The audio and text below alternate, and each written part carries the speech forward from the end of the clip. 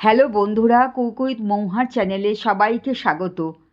এখন শীতকালে বাজারে প্রচুর ধনেপাতা পাওয়া যায়। আমি এই ধনেপাতা দিয়ে একটা নতুন রেসিপি তোমাদের কাছে শেয়ার করছি, যার নাম হরিয়ালি ফুলকপি। তাহলে চলো শুরু করি।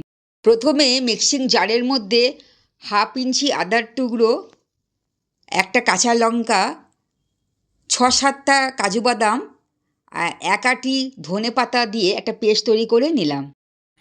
এবার কড়াইতে সাদা তেল নিলাম। তেলের মধ্যে অল্প নুন আর অল্প লঙ্কার গুঁড়ো দিলাম।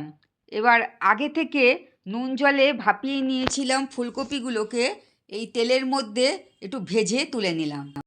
ওই তেলের মধ্যে একটা দারচিনি, 2টো ছোটো এলাচ, একটা জয়িত্রী আর একটা স্টার অ্যানান্স ফোড়ন দিলাম। ফোড়ন থেকে যখন একটু গন্ধ বেরোবে তখন আদা আর ধনেপাতার পেস্টটা দিলাম। দিয়ে একটু নেড়ে মশলা ধোয়া জলটা দিয়ে ভালো করে কষাতে হবে। এর মধ্যে আমি 1 চামচ জিরে গুঁড়ো আর 1 চামচ কাশ্মীরি লঙ্কার গুঁড়ো দিয়ে আবারও একটু কষিয়ে নিলাম। এবার এর মধ্যে ভাজা ফুলকপি দিয়ে মশলার সঙ্গে ফুলকপিগুলোকে ভালো করে কষিয়ে নেব। এবার স্বাদ মতো নুন আর চিনি দিয়ে ভালো করে নেড়ে অল্প জল দেবো। গ্রেভিটা ঘন হয়ে গেছে। এবার 1 চামচ শাহি গরম মশলা গুঁড়ো দিয়ে ভালো করে নেড়ে গ্যাসটা বন্ধ করে দিলাম।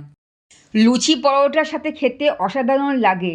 আমার এই রান্নাটা যদি তোমাদের ভালো লাগে তাহলে লাইক, শেয়ার, সাবস্ক্রাইব করতে ভুলো না। পরবর্তী রেসিপিতে আবার দেখা হবে। টাটা।